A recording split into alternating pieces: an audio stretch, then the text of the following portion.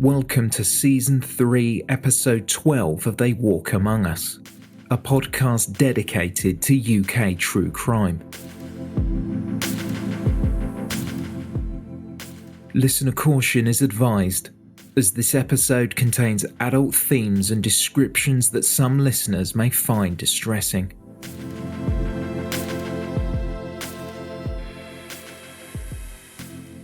Millions of people worldwide hand over money every week to be in with a chance of winning the lottery. The odds aren't stacked in your favour, but you pay anyway. Maybe for a minute your mind drifts to a place where you've won. You imagine what you would do with your millions, what you would buy, family and friends you would treat, how much your life would be improved. Teenage lottery winner Mikey Carroll's fall was almost as fast as his rise after he won £10 million. His life spiralled into utter chaos, drugs, violence, and murder within his family.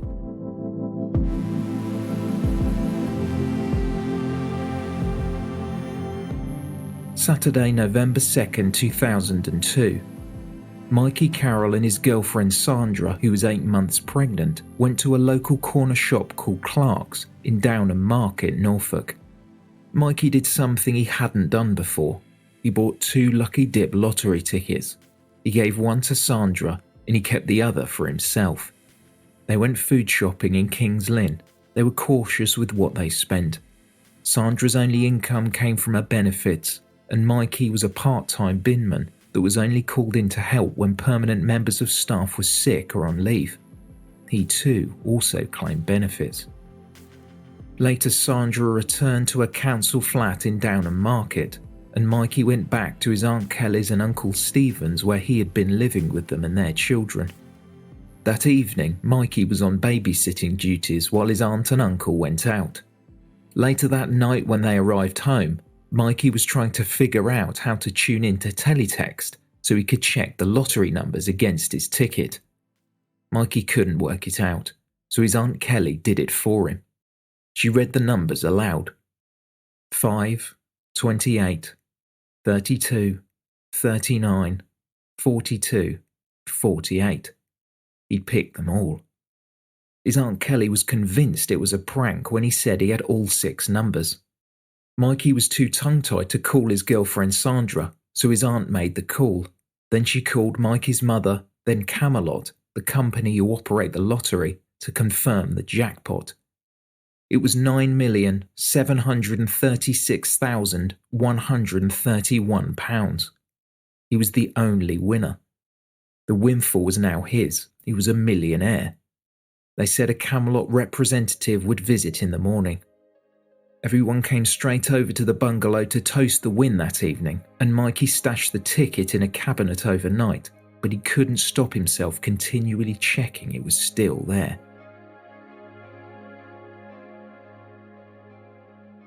Mikey Carroll's life up to this point had been rocky.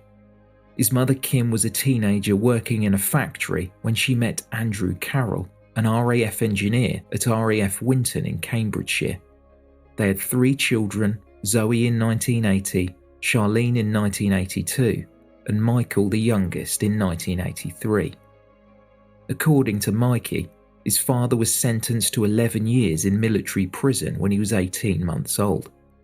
Andrew Carroll got into a physical altercation with a Navy officer, Ian Warnicki, at an RAF toga dance and didn't leave the fight in the dance hall. When Ian went home with an RAF servicewoman called Jackie McNally, Andrew followed them home. According to Mikey's mother, her husband was jealous because he went to the party with Jackie, despite being married. Andrew knocked on the door, but they wouldn't let him in, so he forced his way into the home and stabbed them both before fleeing the scene. Believing their pair to be dead, he called the military police anonymously. Thankfully, both Ian and Jackie were still alive, but multiple wounds meant that Ian's spleen had to be removed, and Jackie had suffered 9 stab wounds. Andrew Carroll returned home, but didn't retire to bed straight away, as he burned his bloody clothes in the indoor solid fuel burner. When his victims were able to speak several days later, Andrew was arrested. When he was released, he returned to his family, but things had changed. They hadn't been able to live on the army base since the attempted murder, and his wife had to return to a job at the canning factory. Now he was at home, he followed suit and got a job in the factory too. Mikey's parents officially separated after his father decided to move to Swindon for a job, leaving his family behind. Initially, visits back home to his family were regular, but with time, they became less frequent. Just 3 years later, Andrew Carroll, at only 34 years old, suffered a fatal heart attack while playing golf. Mikey put his father on a pedestal, and a dedication in his book reads, "To the greatest man that ever lived." Mikey had 3 stepfathers throughout his childhood, but he claimed one was far worse than the others. This man would slap him hard and locked him in his bedroom for hours at a time. He admits he was a difficult child. It was suspected he had attention deficit hyperactivity disorder and dyslexia, which wasn't diagnosed until later when he was already in the prison system. These hurdles were paired with a violent temper. He got into trouble in school, throwing a chair at a teacher, and he got into more trouble out of school as well. At 13, the family moved to Magdalen Village in Kings Lynn, Norfolk. In February 1997, at almost 14 years old, Mikey had a court appearance at West Norfolk Juvenile Court. The charge was burglary and theft. He pleaded guilty and received a conditional discharge and a fine, but this was only the start of his criminal activities. He often skipped school as he didn't make friends there, so he spent most of his school days shoplifting and drinking. Shoplifting progressed to stealing cars which he would dump on the side of the road after joyriding them around the countryside. When he left school, he worked for short periods in factories to save up to go on holidays abroad with his family. On a number of occasions, his grandparents also went away with them, but Mikey managed to burn those bridges after repeatedly getting too drunk. Contact with his grandmother and grandfather fizzled out after they got home from the second holiday. They were foster parents and didn't think their grandson would be a good influence on the children in their care. Unsurprisingly, Mikey was arrested again and appeared in court during early November 2001 to face driving-related charges. He received a small fine, and even though he didn't have a provisional driving license, he received a ban from driving for 18 months. Just over a month later, when he was caught again, he wouldn't get off so lightly. The charges stacked up. In total, 10 different charges, ranging from aggravated vehicle taking to resisting arrest. He was sentenced to prison, serving 2 months of a 4-month sentence in youth custody. An unexpected perk of his time there was the help with dyslexia in classes. When he was released, he lived at a bandstand in a park, where he would spend his days drinking Special Brew, a very strong and relatively cheap lager. If the weather was bad, he would take his sleeping bag and, along with a friend, sleep in an outhouse of an abandoned hospital.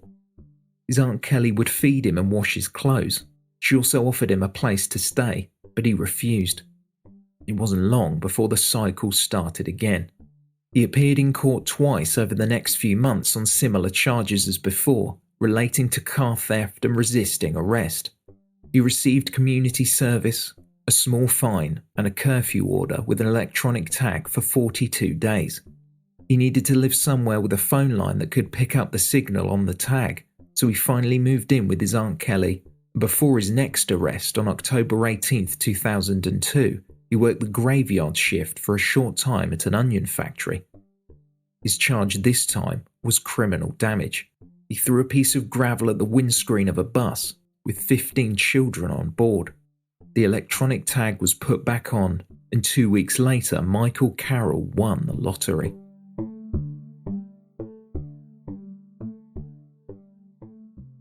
Mikey Carroll made the decision to go public with his winnings. He was picked up in a Mercedes to go to Birmingham for a press conference to pose in the obligatory photograph holding a gigantic check. He was a teenage millionaire, even though he didn't even have a bank account to put the money in. He had to make sure he got home in time for his 6 p.m. curfew, as he was still wearing an electronic tag. Now he posed for photos wearing a large gold sovereign ring and a white Nike baseball cap. His appearance, his criminal history, and his age caused disdain by many people in Britain. Some believe with his track record, he shouldn't have been allowed to participate in the lottery. A police officer present at the photo shoot remarked, "Don't tell me God doesn't have a sense of humour." Camelot introduced him to Coutts, which is said to be the bank used by the British royal family. Perhaps Mikey's criminal history shaped their decision not to take his business, so he opted for St James's Place Bank. Mikey told the press the lottery win means a new start. He said, "I was like any other normal teenager and made a few mistakes, but that's all changed. Now it won't happen again." He went on to say that he wanted to buy a 3-bedroom house with a swimming pool that was near a lake so he could go fishing. Mikey Carroll was a tabloid newspaper's dream. He was dubbed Lotto Lout and King of the Chavs. For those of you that don't know what a chav is, it's a derogatory slang term for a young poor person that exhibits loutish behaviour and has a preference for wearing sportswear. There was never a dull moment as the press camped outside his aunt's home. He had to move. When his ankle tag was removed, Mikey moved with Sandra to a £45 a week council flat on the Oak Circle estate while they figured out what they were going to do next. They bought a house called The Grange, 15 miles away in the quiet market town of Swaffham in Norfolk. It cost £320,000. Construction work was carried out almost straight away to add a building for a swimming pool, a hot tub, and other refurbishments which cost an additional £400,000. Mikey also purchased an adjoining field. The house was filled with brand new furniture and everything was set up for the arrival of their daughter Brooke on December 30th, 2002. It was a difficult birth, so Sandra and the baby were in the hospital over the new year while Mikey took the opportunity to have a big party at the new property. When Sandra and Brooke came home a few days later, she was upset to see some of the furniture had already been damaged during the festivities. With a new baby and a considerable lottery win, the pressure wore on the couple. But even so, they got married at a registry office in Kings Lynn on March 28, 2003, and it appeared like the newlyweds had settled down. Would Mikey just spend his time fishing on a lake like he said he would? No. Letters began arriving at the house from the public asking for money. Camelot often tells all winners not to read them, but in the end curiosity got the better of Mikey. Some simply asked for money, but a few stuck out as they mentioned threats to his Aunt Kelly and her children if Mikey didn't give them cash. It was concerning, but not a threat he took seriously, until one morning when he got up and discovered the 5 Rottweilers guarding the property had had their throats slit in the night. Later a vet confirmed the animals had been drugged first. Mikey claimed he went to the police, but he said they apparently didn't have enough proof, so nothing was done. Along with her daughter Brooke, Sandra returned to a native Northern Ireland to be with her family as she feared for her safety. She had been married to Mikey for only 3 weeks. He received threatening calls to his mobile, so he also reported this to the police. Worried for his family members, Mikey arranged a money drop. He took £50,000 to a meeting point near a motorway and handed it over. By the time he got home, there was another call requesting more money and he parted with another £30,000 in cash. His judgment could have been clouded at this point. He had experimented with drugs before, but usually only drink. Now he could afford drugs enough for him and enough for his friends. All-night parties were not unusual. 1 kilogram of cocaine was passed around on a mirror. The parties and the noise hadn't gone unnoticed. All-nighters were followed by days of racing loud banger cars around his field, and the noise disturbed the local village. Mikey Carroll and his friends were a nuisance to the neighbours. His dependence on drugs and alcohol was out of control, and he would soon add crack to that mix. He said the blackmail calls started up again, so he left the Grange for a while him and his friends moved somewhere new every few nights. The calls eventually stopped, and Mikey returned home with his friends. In 2003, Mikey's Aunt Kelly and Uncle Stephen separated after a family holiday in Jamaica.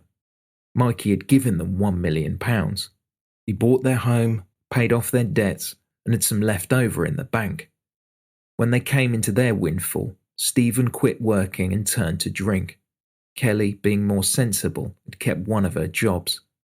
When they separated, Stephen froze their joint bank account and stayed in the house they had bought, while Kelly left with the children to stay in their holiday caravan until she could figure out what to do next. Mikey had only seen Stephen, and not his Aunt Kelly, his mother's sister, since their return from Jamaica. Stephen said the separation was caused by Kelly having an affair. Many months later, when Mikey finally saw his aunt, she said it wasn't true. Around this time, due to the amount of press the lottery binman received, the Department of Work and Pensions discovered that Mikey Carroll failed to declare all of his working hours while temping as a binman, so he was taken to court and fined. Mikey Carroll was hemorrhaging money. His TV and other electronics would frequently get stolen or smashed by friends and hangers-on attending his parties. He spent large sums of money on sex workers and thousands of pounds on drugs each day. He had a taste for gold jewellery and wore multiple extra-thick gold chains and rings. These often disappeared along with his electronics, but were quickly replaced. A black van painted with a female silhouette and the words King of Chavs emblazoned on the side was his preferred vehicle for a while. He owned countless top-of-the-range cars, along with bangers for his demolition derby. Mikey had invested £1 million in Rangers, his favourite football team, and rumours started circulating that he had buddied up with Johnny Adair, a convicted loyalist terrorist. Papers reported that he gave him £100,000. However, Mikey Carroll denied any money had changed hands, and they just spoke about their mutual love of Rangers Football Club. Short on cash, he started to withdraw funds from bonds that his financial advisor had invested in on Mikey's behalf. They were one of the only things making Mikey money, and his advisor pleaded with him to keep them to secure his future, but he was regularly taking out thousands of pounds at a time. The parties continued, and one night, between racing banger cars in the field behind his house and drinking and taking drugs, Mikey burnt out a van in his back garden, which meant the fire service had to be called as the mayhem carried on around them. Some press were present and filmed his friends, who took the opportunity to show off their guns. Mikey's sister played down their antics as lads having fun. Just a normal lad, really. He does what normal lads do, plays with bikes. Later that evening, they set off thousands of pounds in fireworks, frustrating their neighbours even more. Mikey thought they were overreacting. What would you say to the neighbours who say you're making their life hell?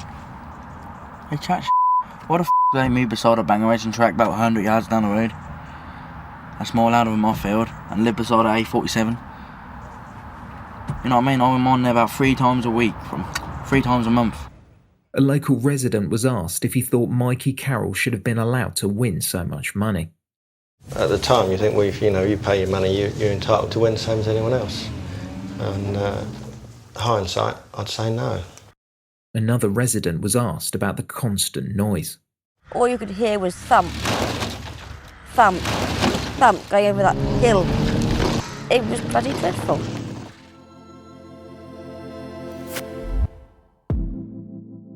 Mikey Carroll put in an offer to fund the village's Christmas lights, but the gesture was declined. A hotline was set up exclusively to report incidents caused by Mikey and his friends at the Grange. Police raided the property on December 18, 2003, and in no state to hide or disguise the drugs in the house. 19.7 grams of cocaine, 20 grams of cannabis resin, and 9 grams of herbal cannabis was discovered. The court date was set for February 10th, though sentencing was delayed until March 23rd, until the court had received a report from the probation service. As Mikey arrived at court, the press were already waiting. He greeted them in what had become his trademark gesture, sticking his middle finger up. Morning, Michael. Yeah, go yourself. Camelot, who ran the lottery, offered Mikey counselling, but he wasn't keen to take up the offer. One of their counsellors briefly spoke to the press. I think it gives Michael an opportunity to put things right and move forward. During the court proceedings, a magistrate addressed Michael Carroll. She said, "Because of the seriousness of your charges, especially the cocaine and the fact you are a persistent offender, this rather puts us into thinking about custody. So we need to know more about you. So we are going to ask the probation service to do a pre-sentencing report." Mikey's defence counsel, Neil Meacham, described some of Mikey's turbulent home life to the court. However much money one has or one acquires, and it is no secret that Mr. Carroll has some good fortune, it does not necessarily buy you happiness, and he has had a number of problems of late. One has been a domestic situation in relation to his marital situation. He has been very low indeed in relation to the matter. He has a young child, and he and his wife have separated, and it causes him some disquiet. In the end, the magistrate chose a drug treatment order, and Mikey was given a fine for not paying his bail. The locals thought he would be going to prison, and they would get some respite from the noise. Disgusting, really, isn't it? I get the impression that he's been given lots of chances already, really. Well, I would have taken all his money off of him and given it to a good cause. Mikey didn't participate in the drug treatment order because it meant regular testing, so he served 4 months in prison. Mikey and his new girlfriend Sammy moved into the house he owned in Downham Market, and her family had since moved into the Grange while he had been in jail. Mikey credited this stint in prison for making him quit crack, though he continued to abuse other drugs. In May 2004, Michael Carroll was again in trouble with the police. His girlfriend Sammy and one of her friends went to Downham Market Town Hall, where a Christian rock concert was taking place. They got into a physical fight with another teenage girl outside, throwing noodles and a drink in her face. After they called Mikey, Sammy's brothers, and an unknown fourth man, they also turned up armed with baseball bats and muscled their way into the alcohol-free concert, mainly occupied by teenagers. 2 people were attacked, including the organiser, and Mikey Carroll, his friends and one of the girls were caught on CCTV going into the hall wielding their weapons. Other arrests and charges followed, and in 2005, while still waiting to attend court for the charge of a fray in the village hall incident, Mikey drove his black Mercedes, with the licence plate L111OUT, into the centre of Swaffham, and armed with a catapult full of ball bearings, he shot at cars and a butcher's shop, causing £3,000 worth of damage. He would go on to appear at King's Lynn Court and received an ASBO 245 hours of community service and a fine of £3,628 in compensation and £45 in costs. In 2005, a celebrity boxing match was organised. Mikey would face off against Mark Smith, otherwise known as Rhino, who had been on the TV series Gladiators and was a professional bodybuilder. Mikey went into the ring after drinking a few cans of Stella, unprepared, unfit, and now overweight. The crowd became more animated than the fight in the boxing ring. His girlfriend was involved in a ruckus in the crowd, where she kept spitting at a Rhino supporter behind her. While Mikey was pummeled into what appeared to be an inevitable loss, the judges declared a draw. Mikey Carroll claimed to have quit drugs and had split up with his teenage girlfriend Sammy by the time he appeared in court on February 6, 2006, about the 2004 incident at the Christian concert. He was now in a relationship with a woman called Jodie. Other people involved in the incident at the concert were charged on different dates, and Sammy, 17, and her then 15-year-old friends received a 12-month conditional discharge. David Howard, Sammy's brother, pled guilty to affray and handling a stolen JCB. He was sentenced to 18 months in prison. His brother Paul Howard was sentenced to 6 months. In what his defence called 34 seconds of foolishness, Michael Carroll was sentenced to 9 months in prison. The judge Peter Jacobs remarked, "You went along to exact some form of retribution. A large number of people were terrified about what went on. This sort of behaviour cannot be tolerated." While he was inside, the cogs were still turning on the outside. Mikey had met actor and comedian Keith Allen back in 2004, and he had agreed to make a documentary with him. The end product, Michael Carroll, King of the Chavs, was aired on Channel 4 in April 2006.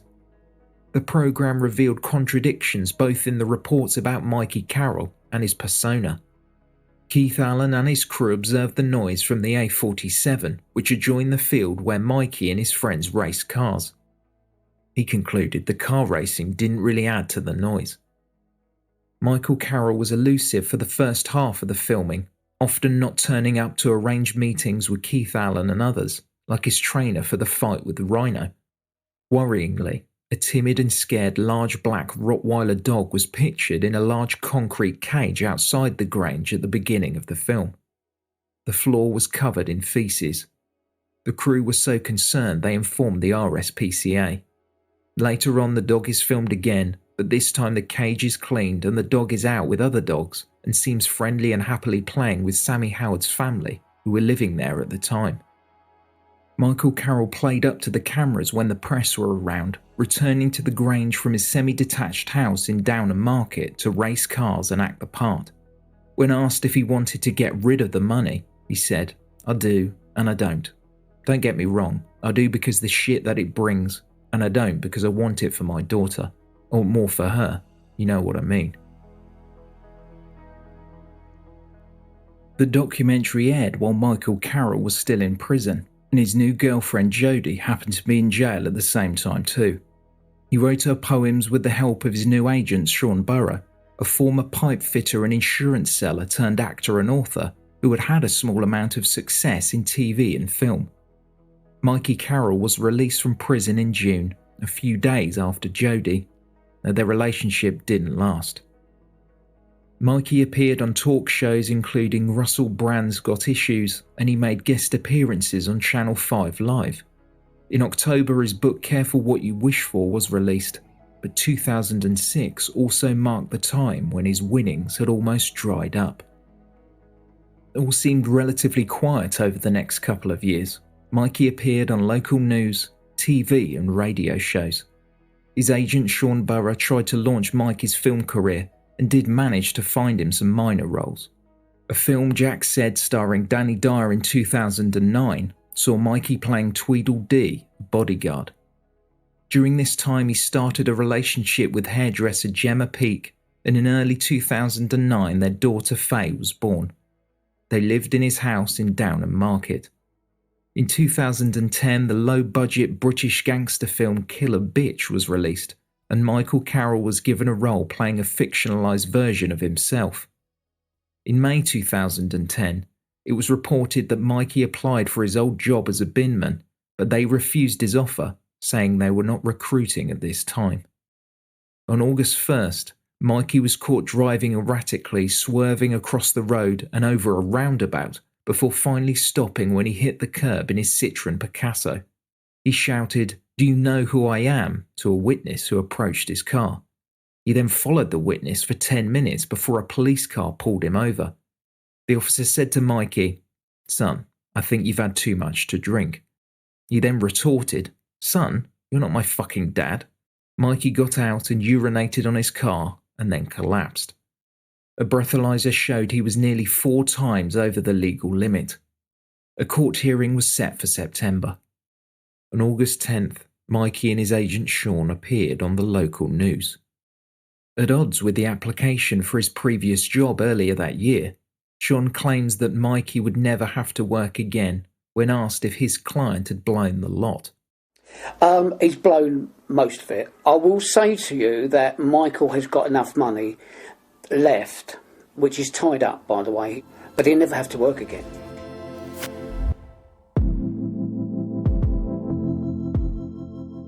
Finally, the Grange had a buyer. An estate agent saw the potential, but it was in a sorry state and would require extensive refurbishment. The house had been destroyed when it was occupied, and when it was left abandoned, every pane of glass was shattered and dog excrement covered the floors. The cupboards in the kitchen were ripped off the walls and smashed. The pool and its water was stained black with dirt and debris, and according to Mikey, someone had tied a rope around the jacuzzi and pulled it out with a truck. It was sold at a loss of nearly £600,000.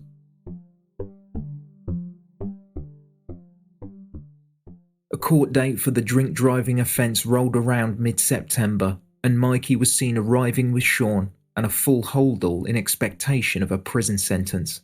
His defence barrister later said of Mikey, his life has not been a normal one, and he still suffers from an addiction to alcohol. Prior to him winning the lottery, he only smoked cannabis, but he was targeted by crack cocaine dealers until eventually he became addicted. At its height, he was using an ounce a day, which was costing him about £2,000 every day, and these dealers simply bled him dry. He accepts he is the author of his own downfall, and he has to wake up every morning knowing he has blown a golden opportunity. The party is over, and he knows that. Michael Carroll was disqualified from driving for 36 months. He received a 16-week prison sentence, suspended for 12 months, and was required to do 120 hours of community service. Speaking after the sentencing hearing, Mikey said it was just a blip.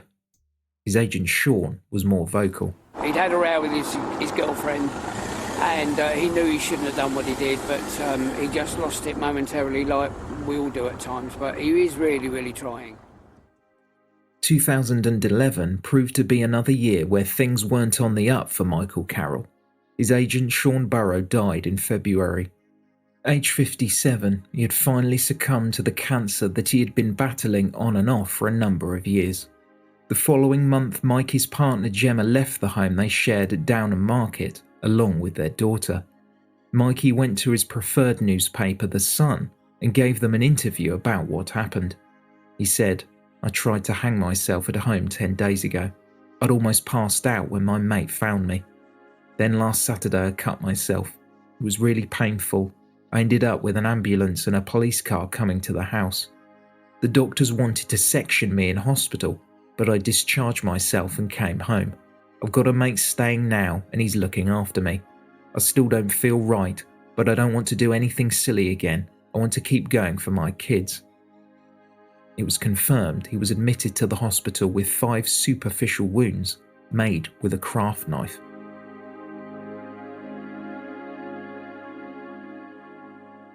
So where are we now? A couple of years later, Mikey, then 30, moved north to Scotland to be near his first daughter. He was claiming benefits until June 2013, when he gained temporary employment at a Walker's shortbread factory near Elgin in Moray, Scotland. He had lost a considerable amount of weight after ballooning to 22 stone at the height of the chaos of his lottery win. He rode a pink and blue mountain bike half of the way to work and then caught the bus for the remainder of the journey. It was thought he was living in a house his ex-wife Sandra owned in Urquhart. Sandra had received £750,000 in the divorce, but Mikey said he was living in a tent in some woodland for a couple of weeks before he got the job. He told the Daily Record, "I get £204 every week for packing and stacking shortbread and cookies, and I love it. I treasure those wages more than any £9 million fortune. I moved up to Scotland to be closer to my daughter and to get out of my drinking. I needed a change. Back in Norfolk, I ended up crashing on a mate's sofa, but I've got a 2-bedroom council flat just outside Elgin now, so I'm well sorted." He appeared in the newspapers again in 2016. He had since found further employment in a slaughterhouse and said he was teetotal and had been for over a year.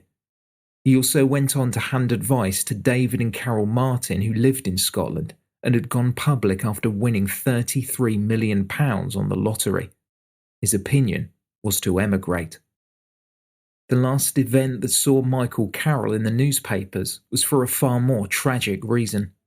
The uncle who he grew up with, his Aunt Kelly's ex-husband Stephen Muncaster, was found dead from a gunshot wound. His new wife Alison had also been shot. It was realised quickly that it was 47-year-old Stephen Muncaster who was linked to Michael Carroll, but initially press reports incorrectly stated it was Mikey's aunt that had also died. Michael Carroll told the press he hadn't spoken to his uncle since 2003. It transpired that Stephen and Alison Muncaster lived in a bungalow at Wigan Hall St Mary Magdalen near King's Lynn. The house had been partially funded by Mikey's lottery winnings. Stephen remained in the home after the divorce from Mikey's Aunt Kelly, and eventually Alison moved in with Stephen. Their relationship had reached breaking point, and Alison wanted to leave. Stephen visited his doctor and told him about feeling depressed due to his marriage breaking down, but the doctor had no indication that his patient would take his life or anyone else's. But sadly, he was wrong. Stephen Muncaster shot his wife and then himself. The incident had been filmed by CCTV cameras around the home. CCTV is key to this incident, and it brought the conclusion of the investigation to a close quite early. There is internal and external CCTV. It covers a number of rooms within the bungalow, and we have clear movements throughout the evening of Stephen and Alison prior to the incident taking place. The cameras had also filmed the lead up to the murder-suicide as Stephen Muncaster hid a shotgun under the bed he shared with his wife. In the footage, the couple can be seen in the front room. They look distressed, and Stephen sometimes puts his head in his hands. He then shot his wife through the cheek. He went outside and shot himself. An inquest into Alison Muncaster's death concluded she had been unlawfully killed. After Michael Carroll had spent all of his money, he spoke to the press in 2016. He said, "I've experienced more in a decade than most people would do in 2 lifetimes. I'm much happier now. I still buy lottery tickets and would love to win. But the money takes over, and your life can become materialistic and meaningless."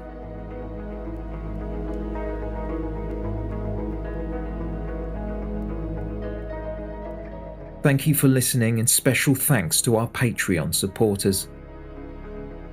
For more information, please visit theywalkamonguspodcast.com. To support They Walk Among Us and receive access to ad-free episodes and other extras, just head to patreon.com/They Walk Among Us.